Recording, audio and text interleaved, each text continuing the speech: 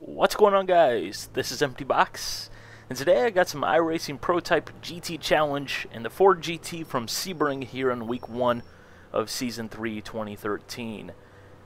Pretty interesting stuff, got a lot of stuff to talk about here in this video. I'm not going to be doing this live because, well, I'd actually like to put together some coherent thoughts, as well as the fact that this race was tremendously intense, especially towards the last two-thirds of the race. Yeah, the last two-thirds of the race. And the first third is not boring either by any means. So, let's go ahead and start talking about things.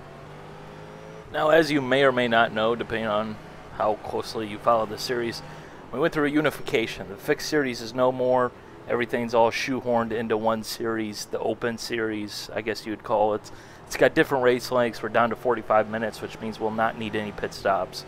But we do have two 70-minute long, quote-unquote, endurance races, which should be fun, as we'll need pit stops there, obviously. So, you know, it's kind of a compromise, and they've also got rid of GT Challenge, or McLaren Challenge, as we like to call it, because that's really all it was, quite frankly. But, you know, having everybody into one series, you know, if you want to drive the Ford, if you want to drive the Corvette, if you want to drive the HPD, you are here in the series. There is no other choices. You just have to deal with it, and yeah, they do race together in the real world. That's why the HPD is here, because a lot of new drivers go, I can't stand that freaking HPD. It's so fast. Made some videos about that, helping you guys out to be less intimidated by them. Hopefully you guys watch them. Hopefully you guys understand them. But, you know, the participation has been crazy to the point where I think this might actually be one of the most participated iRacing series above D-Class. At least on the roadside.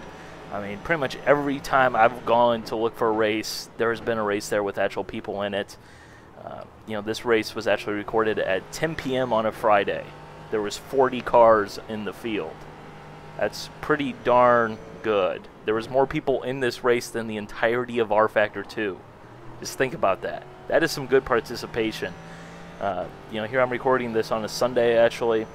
I believe one of the earlier races they said they had 3 splits, which this race goes up to, I think, 43 car grids to the 45, somewhere around in there. So you're looking at least, you know, 90 people registered for one race at the same time. That's outstanding, and that's good for everybody. That means, you know, the fast guys have the fast guys to race with, the slow guys have slow guys to race with, medium guys have medium guys to race with. Everybody's happy. You know, I did 5 races this week, 3 in the Corvette, 2 in the Ford. And, you know, my first race of the week was on Monday, actually. And I was driving the Corvette. There was nobody for me to race with. It just wasn't that fun. And quite frankly, for the guys behind me, I can guarantee you it wasn't that fun either, because nobody likes, you know, being beaten by 35 seconds by a guy who's not even pushing as hard as he can, because he's just put more practice in it. He's a faster driver at that time, and, you know, it's just not fun. You know, just like it's no fun when I'm running, you know, 2 seconds off the pace of the really fast guys and I have nobody to race with. You know, so participation breeds participation. Participation is good for everybody, and this series has strong participation currently. You know, it's week 1, which, you know, obviously is going to be where the most participation is going to be, as well as the fact that it's at Sebring, which is a very popular mixed-class track, very popular track in iRacing in general.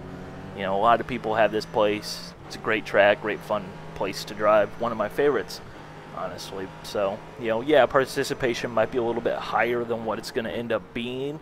However, last season we started at Okayama, which is a terrible track for multi-class racing that I don't think we're going there this season, but, you know, still had good participation because it's a free track.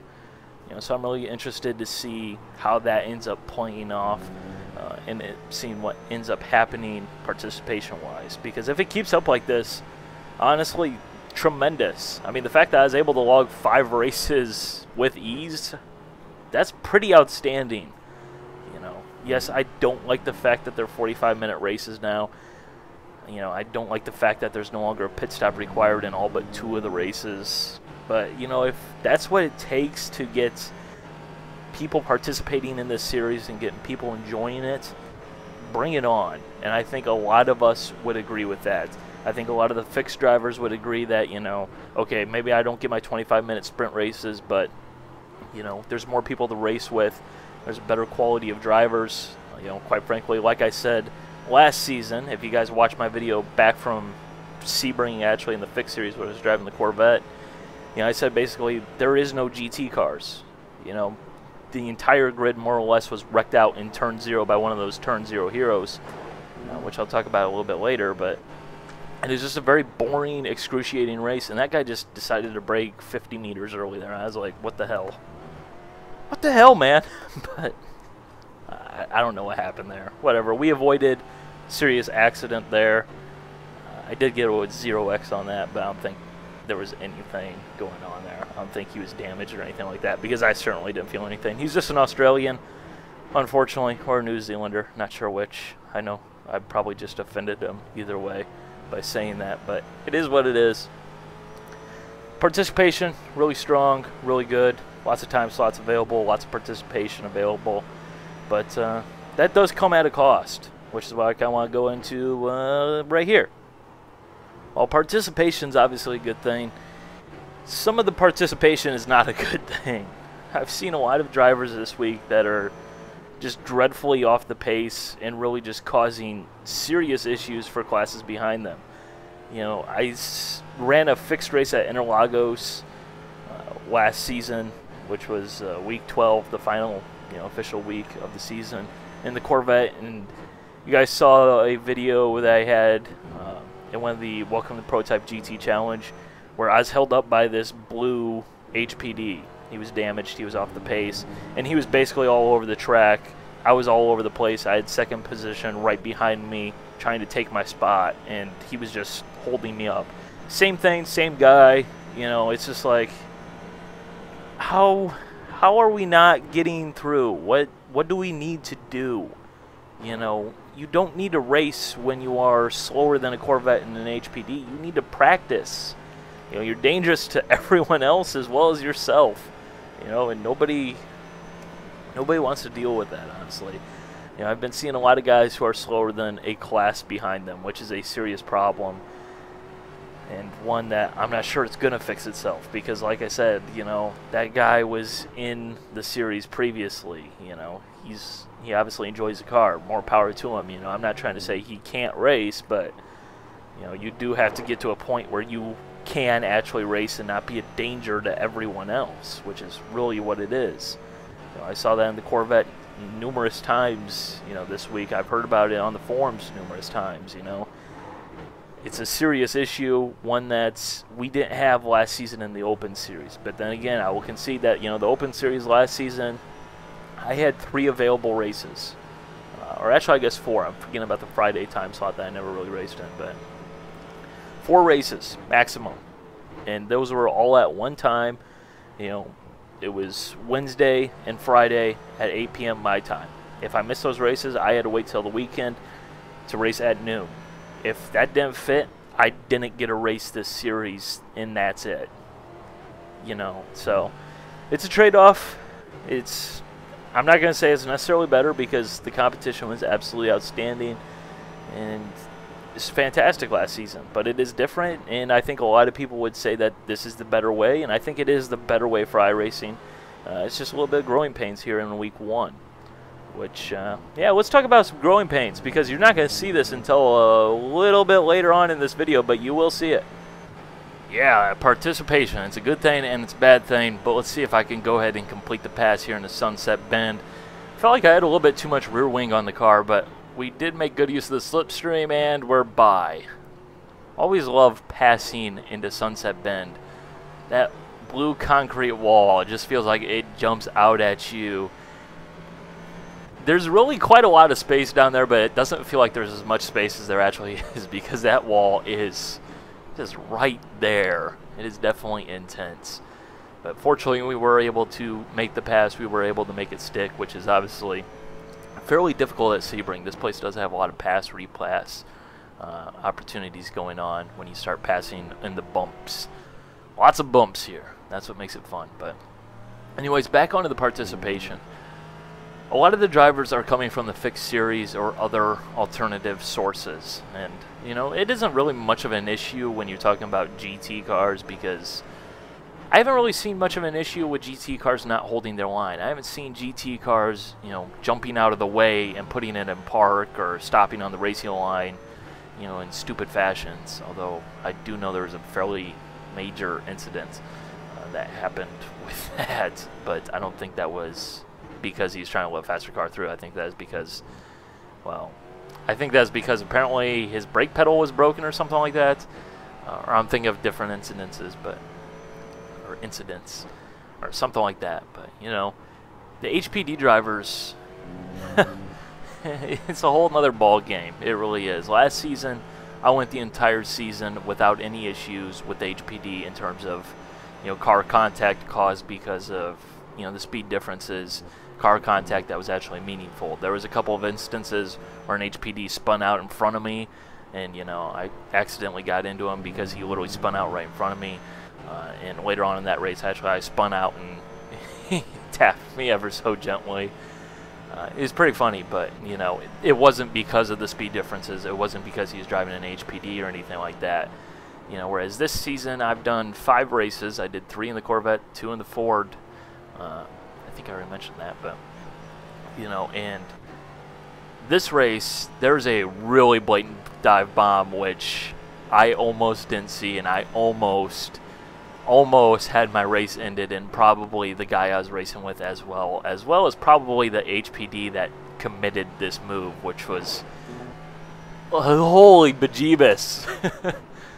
Just thank God I looked in before I started going in, you know, like truly in. I still could bail out because it would not have been pretty at all. And then also another one later on that happened in a Corvette race where I was dive bombed by God, at least 75 meters, I'd say. Just blatant disregard for human safety right there, which I'll put that in at the very end. Hopefully you guys get a kick out of that, but I certainly didn't find it funny. You know, but a lot of these drivers come from the fixed series or other sources, and, you know, in the fixed series, there was no GT traffic. You know, there was occasionally races that had, you know, 8 GT cars, but 8 isn't a lot. Okay, when you start talking about, you know, what is it, 3.15 mile circuit here at Sebring, you know, 8 cars is not a lot. You know, spread them out over the course of 3 miles, and it's pretty sparse. It's not very populated. But when you start talking about, you know, 25, 28, 30 GT cars, like we're commonly seeing in this series currently, it's a much bigger factor. You know, the GT cars are going to be in their own race. The HPDs are going to be in their own race. Everybody's going to be in a hurry. And, you know, it's going to get heated. You're going to see a lot of incidents, as well as the fact that, you know, with the 45-minute race, which, you know what, I'm going to go ahead and save that for a little bit later. I'm going to talk about that a little bit later on. But, you know, you're seeing a lot more aggressive HPDs such as that move, which, you know, I guess is pretty fair, honestly. I mean, it wasn't all that intense. It looks worse on the rear view monitor than what it actually is. You know, but, you know, I can honestly say that because I've driven the HPD, but if I was driving the Ford, I'd be like, holy crap, why are you passing me on the outside there, man? There's bumps, and my car's going to go that way to the left, and this is going to be really intense. You know, but really no issue, and we're on our way. It didn't have really too much of an issue in this race, you know. So I think there is some learning that's going on. I think a lot of the drivers in the HPDs, you know, are having to learn how to actually properly deal with GT traffic and how to, you know, basically not crash all the time and not run into Fords all the time and Corvettes. But, you know, it's been pretty interesting out there. There's been a lot more incidents than there was last time in the fixed series, or excuse me, in the open series. Brain fart. A lot more incidents, lots more hairy moments, but, you know, I think that is just kind of the week 1, you know, fresh start basically. Everybody's got a little bit of rust off after week 13, so they just got to knock it off, and, you know, we should be up and rolling. Hopefully it won't be too much of an issue, because when we originally had this series back in 2011, obviously it became an HPD fest, just like the fixed series became, and that makes a mess.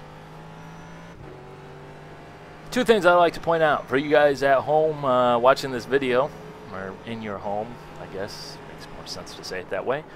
Yeah, there's a black speck in that rear view monitor. That's another Ford GT, 4-position. That guy is roughly about 0.8 of a second behind. It looks like a lot more on the rear view monitor because it has a fisheye lens.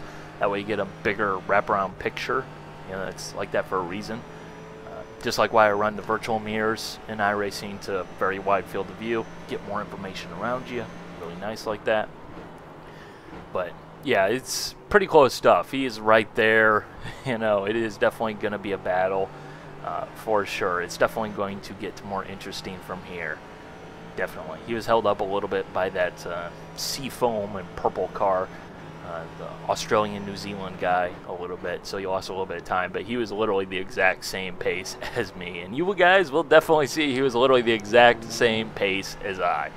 Definitely going to be a good race. But I want to talk a little bit about the topic of race lengths in this series. You know, I personally, coming from the open standpoint, I really like the 65-minute races. I thought those were the perfect race length. You know, I understand that these cars are endurance race cars and everything like that, and you know they should be racing, you know, 3 hours minimum, 2 hours 45 minutes minimum, I guess technically, and you know all that good stuff. But then you also have driver changes, so you know you could say, oh well, you have to be driving, you know, an hour and a half. That's how long the races should be, truthfully. And I think that's actually what they were when this series originally picked up in 2011, not 2009 like I said previously because I'm a moron. But you know, some people want longer races, but really 65 minutes, everybody needs a pit stop, you know, except for Okayama, which that was just stupid, but that really didn't have any factor on the race, honestly, last season. But you know, 65 minutes, everybody needs a pit stop. You know, you don't need to take tires or anything like that. You know, it's an obvious strategy, you know, faux pas to take tires, which, you know, it does kind of suck, but really a 90-minute race is getting kind of impractical. 65-minute race, I come home from work, you know, got nothing else to do. Yeah, I can spend 65 minutes doing a race, you know, not difficult. You know, 90 minutes though, an hour and a half, that's a really significant time chunk. 45 minutes, just not really long enough for my taste. But again, if that's what it takes, that's what it takes. But you know, I think another thing is that people don't necessarily look at when they talk about race length in this series. One of the reasons that the fixed series ended up playing out the way that it played out, in my opinion, is the fact that it was a sprint series. Sprint series with these cars is fundamentally flawed, like unbelievably flawed. It will never work, and it doesn't work in the real world. You know, you have a car that has huge speed differences, you know, even between classes. There's a fairly sizable speed difference between the Corvette and the Ford, for example, you know, but you add the HPD in there, that's just bonkers, man. When you have 25 minutes and every car on the grid on the same lap, all packed up, ready to go, like they are at the start of, you know, when the former sprint series race, or fixed series race, get my words confused, but you have cars like that all packed up, ready to go, it's gonna be a mess, okay? 25 minutes, the cars don't have time to get their gaps, they don't have time to get spread out, which, yeah, it's great racing, but it's also going to make for a nightmare when it comes to traffic because you're going to have just a gaggle of cars. You know, if you took this race and made it 25 minutes long, you cut off another 20 minutes, you're going to see a lot more HPD aggression when they're battling it out with a car in their class. You know, that guy that you saw me get passed by earlier in the Patron car, he's just going to probably nuke me down in turn one and get by no matter what because there's this class leader right up the road, you know, about a second and a half, somewhere around in there. You know, so it really does have a major effect, and I think that, you know, again, losing that extra 20 minutes, I think probably does have a negative effect on the quality of racing, the safety of racing, I should say, you know, from a GT driver perspective, if you ask me. But, you know, again, I think pretty much everybody in the Open Series or the former Open Series would also agree that, you know, hey, if this is what it takes, so be it. We're all pretty much game for that. Because really, it is absolutely fantastic that I can join a race pretty much whenever I feel like it. It's fantastic. No more strength of field races. I just race because I want to race, and it is fun. Yes, it does have some drawbacks, but overall, we are definitely going in the right direction, and I definitely think that this series has what it takes to be truly popular. you know, within iRacing long term. But hopefully we get the issues with the HPDs ironed out. Is that guy totally just like, I am going? Oh God, no, I can't do this. But fortunately, no issues there, no dramas. Wasn't all that intense. But I always hate that. That's one of my biggest pet peeves with HPD. Just don't like it when people stick their nose up the inside like they're going, but then they don't go. It's like by the time you have looked inside, I've already basically said, yeah, this guy's going to destroy me. I might as well depend on not turning in, because if I turn in, we're all going to die. So that's that. Opens up the door, though, as I get a little bit loose in the hairpin. Take the middle defensive line. Not really blocking, just picking a line. The other guy, he had space to do. That's what you're supposed to do. You know, none of this weaving around the track bull crap, nothing like that. So you just pick a line, and the other guy has to go wherever he's going to go. If he goes up the inside, he doesn't have a chance there. He's going to be so slow coming off the corner anyways. So, position defended. Let's see if I can hold it, though, because we're not even to the halfway point right now. Yeah, this is the battle for second position in the Ford GT class, and it has officially gone hot. So with that said, I'm going to pretty much shut up right now and just interject as required, more traditionally as I usually do. So hopefully you guys are going to enjoy this battle. I think you will.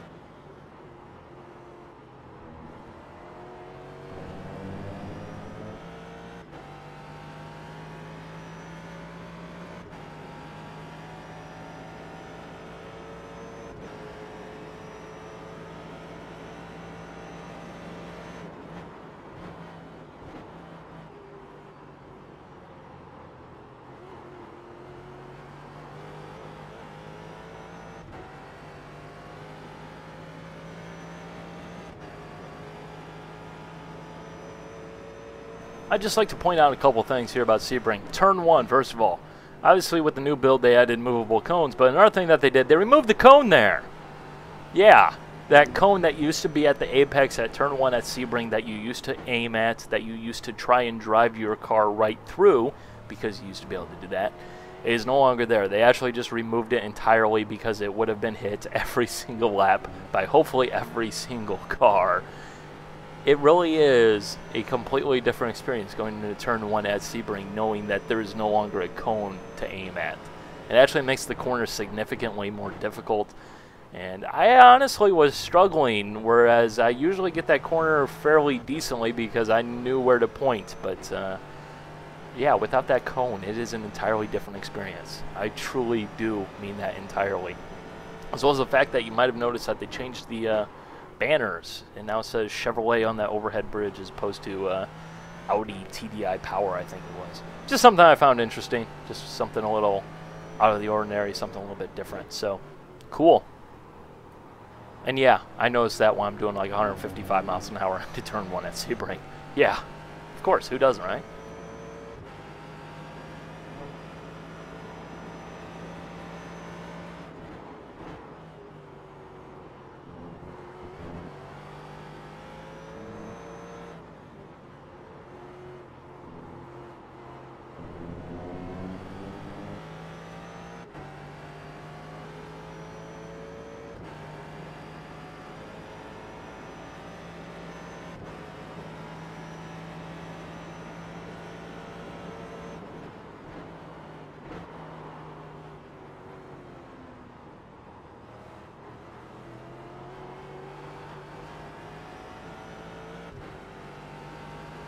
So after that move, the door is quite clearly open. Can I keep second position in the GTs? Guy next to me, he has a stronger car into turn 1. I know that, so I got to definitely nail that invisible cone, and I totally missed it. But the over-under move, is it going to work into turn 3? He's got the ideal line. Who's going to brake later? And it's going to be me, defending my position on the outside into turn 3. Fortunately, because I would have been very, very angry if I lost my position solely due to that HPD, because that was a moronic move, and the guy I was racing with, we were actually talking after the race, and he even said that that was a stupid move. So maybe he did brake a little bit earlier because he kind of felt guilty about the way he would have gained that position. I don't know. This is BS. You know, I was quite clearly turned into that corner. You know, it's basically somewhat like a double apex corner, actually more of a triple apex depending on how you look at it, but you know, I was turned in. I was going to that corner, and then I just glanced up to make sure that there wasn't something happening, because I didn't know that he was behind us, because that was actually 4 position.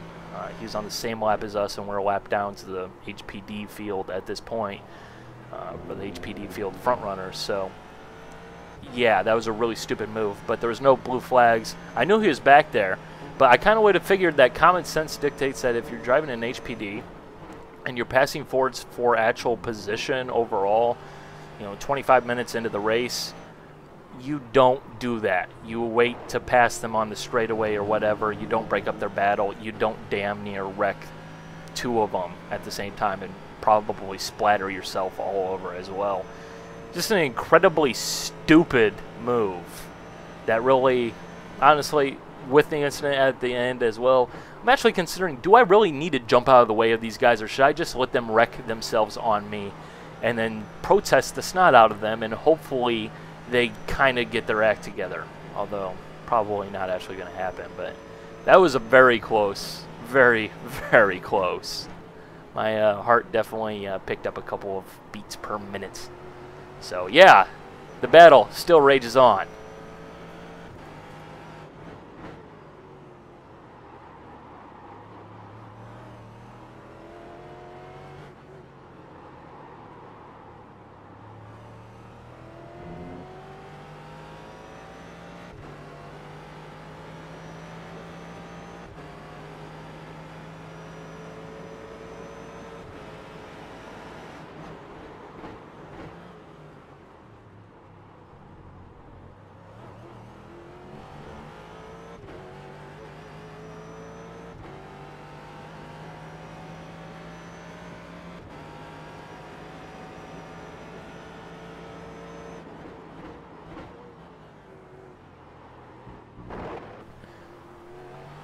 Got some HPDs coming up behind me, going to break up our battle a little bit. These guys are racing for position as well, but it looks like the class leader there just decided he was going to try and go to the right, up the inside into braking here for turn 13.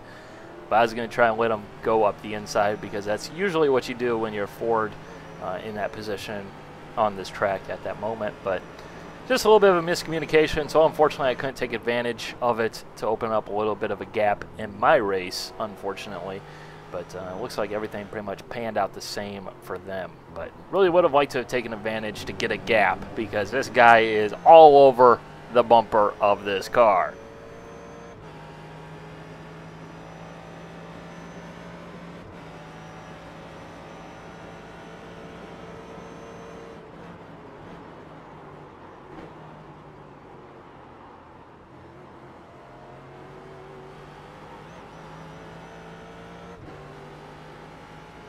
Right now I've started to notice that he's absolutely destroying me in turn 17 and turn 1. Just absolutely do not feel confident in my car over these bumps in these sections. Really felt like I had a lot of understeer. I was using a setup from last season, which the car was a little bit more oversteery in general than it is now. So everything's a little bit more understeery, but that's no excuse. I just really didn't have the line nailed down, really wasn't confident through there. But through this, I guess you'd call it mid-section of the circuit, I feel like I'm opening up a gap. Unfortunately, though, I'm losing it as soon as we get down to turn 17 or turn 1. Just can't open up a gap. We are too evenly matched. It's going to be very difficult. It's going to be a very tight fight. Extraordinarily difficult to pass, next to impossible to open up a gap. This is what racing is about.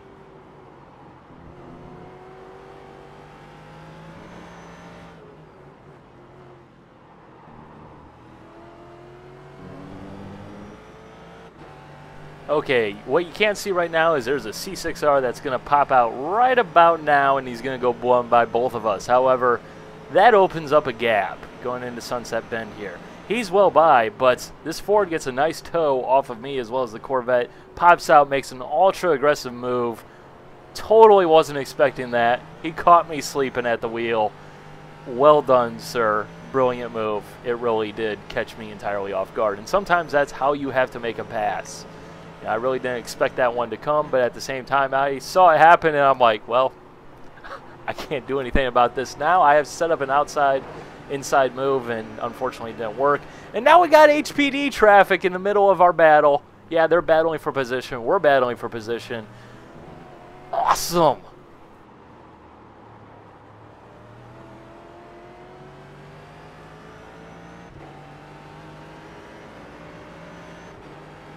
Whenever a car you're battling with for position gets in front of you, you look at what did you do wrong, where is he better, why is he better, what is he doing differently.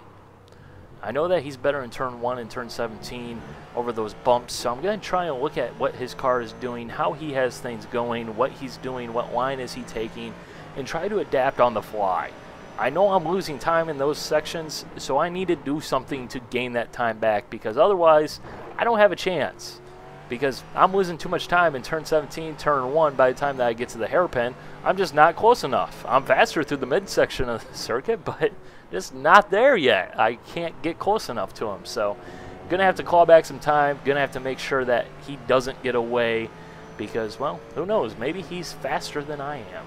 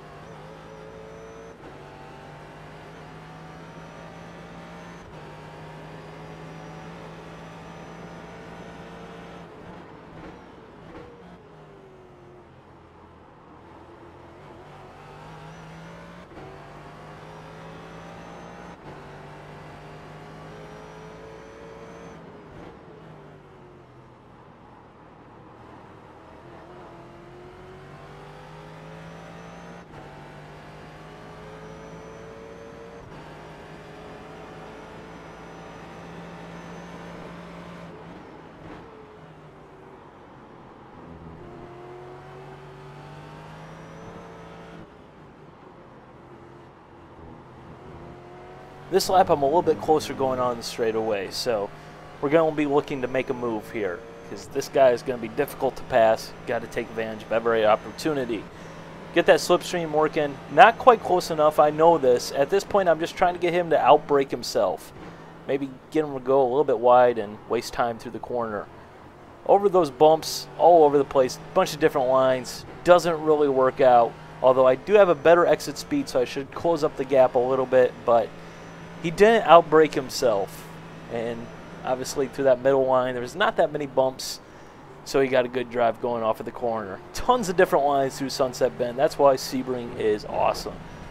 So there's a wasted opportunity. Didn't quite take advantage of it. So let's see if we can get by this guy before the end of the race because we're running out of time. We got about 7 minutes left at this point. So we got to go.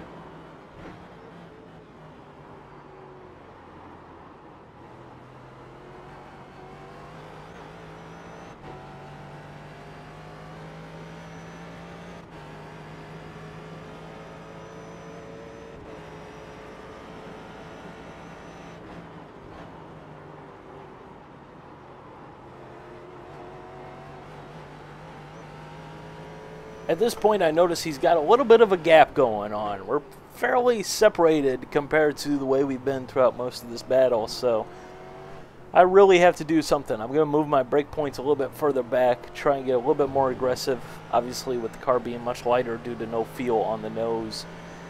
Now it should be a little bit more efficient, should be possible to brake later, so we're going to give it a whirl. I haven't braken this late into this corner all race. But I did know I could do it in practice, just didn't feel confident on race feel. So, backed up my corner there, starting to close that gap back down. And I know I can outbrake this guy if I can get close enough. That's going to be the difficult part, getting close enough into the hairpin. Because that's really the best passing opportunity here, though it is not the only one, of course.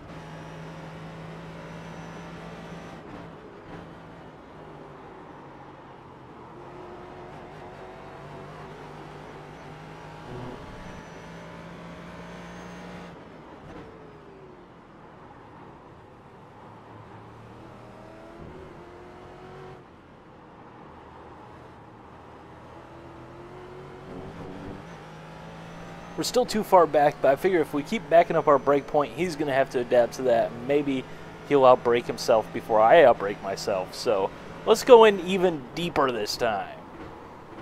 Gain up a lot of space on entry, but that's obviously going to hurt us on exit. Plus, he did a masterful job of pinching the line through there to make sure I couldn't get a good run off. Well done to him. So that didn't quite work, but he does know that we can brake later than he can. Again, maybe he's going to outbrake himself. It's maybe not necessarily about passing him, but making him to get a mistake so I can just walk on by him, maybe. Maybe that's what it's going to take.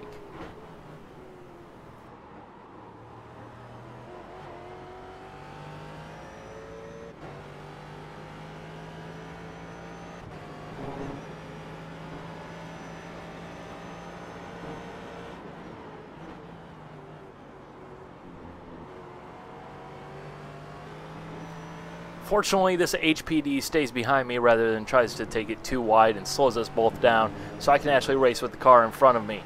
That said, there's the HPD leader, and he's going to take the white flag this time by, so we're only going to have one more lap. Corvette coming down the straightaway. This looks eerily familiar. This is going to happen right now. Corvette backs out of it. Unfortunately for me, because if he would have gone for it, that very well could have pushed the Ford a little bit wide. Throttle pinned right now, just driving through those bumps, trying to get every last bit of speed we can. Got an HPD going through. It's getting crazy. One lap left. If we have anything, we are going for it. I feel like I got a really good run through turn 1. That's the best I've done in that corner the entire race. Extra deep into turn 3. I know I'm stronger than he is into this corner. Going to gain a lot of time. We have definitely closed up the gap. Need to focus on this corner, get a good run into the hairpin. A little bit of oversteer there. Kind of went understeery mid-corner, then oversteery off. Doesn't look good for a pass into the hairpin, but we're going to go ahead and look just so that way he sees us in his mirrors thinking maybe I'm going to try to dive bomb him. Try and get a good exit here. He runs a little bit wide, misses the apex, but we're not close enough. A little bit of oversteer on corner exit, but that has definitely worked out to our advantage as we are definitely a whole heck of a lot closer than we were at the beginning of the lap. We have closed the gap, and he knows it. I know he knows it. A little bit stronger than he is through this turn, but really just nowhere to go. The next corner that is of importance is coming up here at turn 13. Really important to get a good strong drive off of this corner. He clips that curbing on the inside. I get a really nice launch off that corner.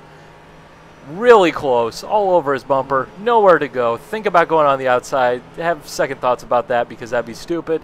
But he takes a little bit more of a defensive line here. That's going to change his line. He's going to be a little bit slower onto this straightaway, and I know it. We are right here. We got one corner left.